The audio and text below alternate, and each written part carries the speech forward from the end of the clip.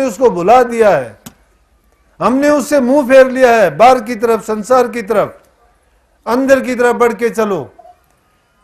मन और इंद्रियों को काबू करके, चित्त की वृत्तियों को एकाग्र करके और गुरु की वचन को मान के उस नाम की जब अभ्यास करोगे, नित्य प्रति अभ्यास करते करते करते करते उस अवस्था में चले जाओगे ना, जहां ना सुख है ना दुख है, ना गुरु है ना शिष्य है, ना दुनिया है और ना वहां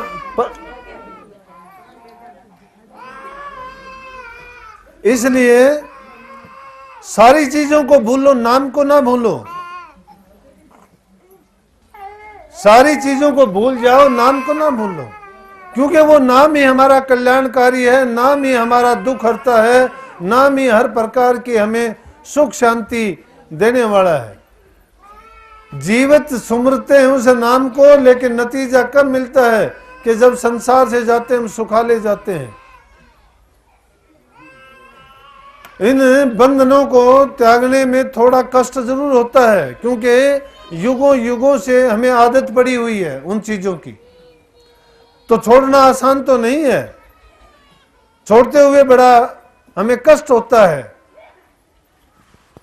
परंतु जब छोड़ना चाहेंगे वो जो जो ढीला पड़ता जाएगा,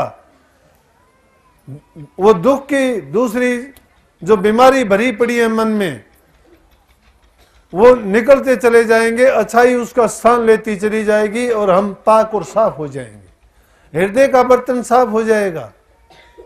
अच्छों का संग करो, हमेशा गुरुमुखों का संग करोगे, नाम जपने से भी अच्छा होगा। सत्संग नाम इसी का है। तुम 12 महीने मनमुखों के साथ रहते हो, मनमुखी बात सुनते हो, तो काल और माया से कभी नहीं बचोगे, कभी नहीं निकल सकोगे, क्योंकि काल का जो जाल फैला हुआ है वो ऐसा उलझन वाला है जिस प्रकार से मकड़ी का जाड़ा। मकड़ी अपने ही मुंह से तार को निकाल के जो ताना बाना बुनती है, लेकिन उस जाले से वो निकल नहीं पाती, उसी में बंद के उलझ पुलझ होके मर जाती है।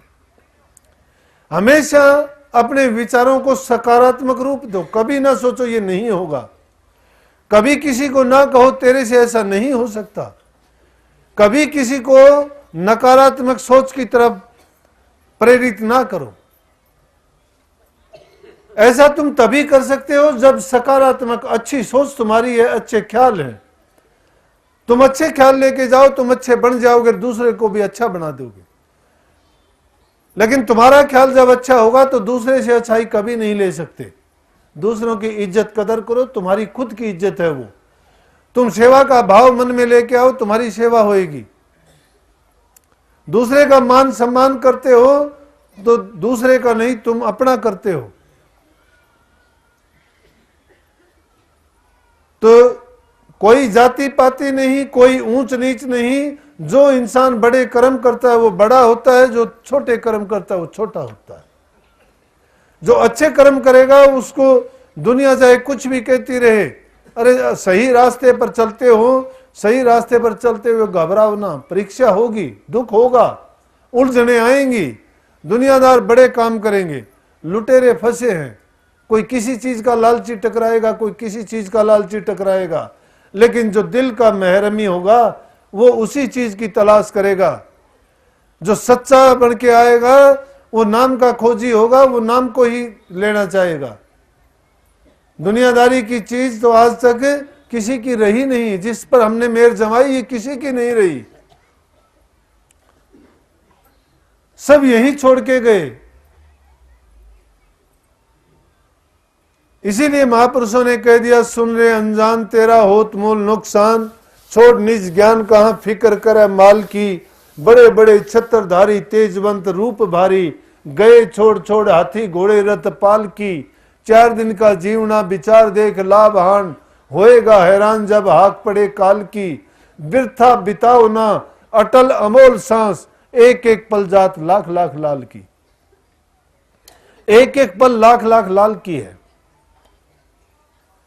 जब वक्त रहते हम अच्छा काम नहीं करते, गाफिल हो जाते हैं। कोई ताकत में गाफिल है, कोई धन में गाफिल है, कोई संतान में गाफिल है। ये चीज गाफिल होने की नहीं, जब गाफिल होए तो काफिर हो जाओगे। 100 दम गाफिल वो दम काफिर। जिस दम में भी तुम गाफिल होगे, काफिर हो जाओगे, काफिर जो होगा वो अच्छे कर्म नहीं कर सकता। कर्म का फल सबको भोगना है, इसके बारे में दो राय नहीं है। कभी ना सोचो कि कर्म से बच जाओगे। कर्म की मार रुका न पुकार। कर्म का काटने का एक ही साधन है, नाम। संतों की शरण में जाके नाम की कमाई करो, तुम्हारे कर्म धुलते चले जाएंगे। ये वो धोबी का घाट है, चाहे कितने भी कर्म की मैल चढ़ी हो इस रूप और आत्मा पर, पाक और पवित्र हो जाएगी। नाम की भट्टी में एक बार नहीं अनेक बार धुलेगी। सत्संगों में जब ये थपेड़े लगेंगे इसकी मैल धुलती चली जाएगी। सच्चे और सुरखुरु जब बन जाओगे तो भ्रम की का पाल फट जाएगा, भ्रम का तंबू हट जाएगा और काल देश से निकाला हो जाएगा। माया से तब छूट सकते हो, नहीं छूट सकते। बल्कि पारस पत्थरी की साथ तुलना की गई है, परंतु संतों ने तो साफ बात कही है कि पारस पत्थरी के पास वो चीज नहीं है। पारस पत्थरी तो सोना बना देगी ज्यादा से ज्यादा उस लोहे को, परंतु संतों के पास जाओगे वो आप जैसा ही बना देंगे। संतों का सीधा सच्चा और सरल मार्ग है, सादा एकदम। कितना सूरज शब्द का योग है, इतना सीधा है कि घर में रहते हुए सारे काम करते हुए किसी चीज को नहीं छोड़ना, किसी को भी नहीं, सारे काम करो लेकिन जरूरत के मुताबिक बरतो। जितनी आवश्यकता है उतना बरतो। जितनी तुम्हारी चीजें हैं तुम्हारे से संबंध रखती हैं जिससे काम चल जाता है, जीने के लिए सारे काम करो। लेकिन ऐसा ना करो कि तुम अपने संग्रह के लिए किसी दूसरे का दिल दुखाते हो। मंदिर तोड़ो, मस्जिद तोड़ो, ये तो यार मजाक का है। दिल किसी का मत दुखाओ, ये असली घर खास खुदा का है। खुदा का घर इंसान के शरीर है, इसके अंदर विराजता है। वो हाजिर नाजिर जिंदा राम है। वो कहीं सातवें आसमान पे नहीं बैठा, हमसे दूर नहीं है, हर जगह मौजूद है। यहां है मौजूद, पल पल मौजूद है। लेकिन जिसकी आंखों पर चश्मा चढ़ जाता है ना भ्रम का, भूल का, वो काल उसको दिखाई नहीं देने देता। ये माया ऐसी ठगड़ी, ऐसी लुटेरी है, ये ऐसा पागल बना देती है, आंखों पर पट्टी बांध देती है। और जिसको वो पट्टी बन जाती है वो भ्रम में पड़ने के बाद उसको हरा ही हरा दिखाई देगा। सामने में जो अंधा हो जाए उसको नहीं पता कि जेठ की धूप कैसी है, उसको हरियाली नजर आती कि आहा सब हरा भरा है। भाई यही भ्रम है इंसान को। भ्रम संतों से टूटता है। तो संत जितने भी आए, चाहे वो किसी जाति से थे, किसी भी धर्म के थे, उनसे पहले धर्म जाति नहीं थी, परंतु संसार के जीवों के कल्याण के लिए अपनी अमृत रूपी शब्दों से वर्षा करके जीव की तपन बुझाई। तीन ताप से जो जीव जल रहा था उसकी तपन को दूर करने के लिए उन्होंने नाम रूपी अमृत वर्षा की और जीव के कल्याण के लिए उन्होंने अपना जीवन दांव पर लगाया। संतों की वाणी में वो ताकत है कि अगर ये जीव उनका कहना मान के और नाम की कमाई करता है तो उसके दोनों जीवन बन जाते हैं। जब संसार में रहता है, सुखी होता है, संसार छोड़ के जाता है तो मुक्त होके जाता है। जिस प्रकार जल में मुर्गावी रहती है, जब तक जल में है वो उसमें पानी में खूब गोते लगाती है, लेकिन जब उसको जाना होता है सीधा जल से उड़ारी ले जाती है, उसकी पंख भीगी हुई नहीं होती। कर्म करो, किसी कर्म का रूप ना बनो। कर्म करो, अकर्ता होके अकर्म करो, अकर्ता बन जाओ। कर्ता करके उसको ये ना कहो मैंने किया है। अगर गलती होती है तो उस मालिक से बार बार क्षमा मांगो। अगर कोई अच्छा होता है तो नाम उसको सतगुरु का और मालिक का दो कि मालिक ने किया है। मैं तो सतगुरु महाराज से ये चीज समझा हूं, भाई मैं गुरु बन के नहीं, आपका सेवक बन के आपको दो बात कही है। अगर आपको अच्छी लगे तो इन बातों पर अमल करना, आपका कल्याण होगा, साथ लेके जाओगे, आपकी भलाई होगी। मैं भी समझूंगा कि मैंने गुरु का हुक्म बजाया।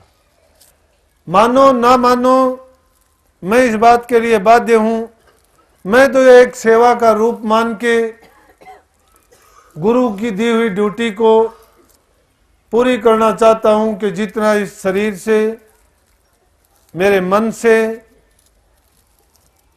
हो सकेगी, करवाने वाले वही हैं, हाजिर नाजिर होके करवाते हैं। देह रूप में थे तो खुद करते थे, अब सूक्ष्म रूप में होके किसी माध्यम से करवाते हैं। करना उन्हीं का काम है और वही करते हैं। तो आप सबका कल्याण हो, मालिक आपको शांति दे, सत्संग में आपकी रुचि बढ़ाए, जो दूसरा देखे उसके दिल में भी आए कि भाई हम भी सत्संगी बने। ऐसा ना हो कि तुमको देख के कोई इस रास्ते पर आना चाहता हो और वो भी दूर ना हट जाए। कई लोगों की ऐसी बातें आती हैं, वो कहते हैं कि आपका सत्संगी है, कर्म ये करता है।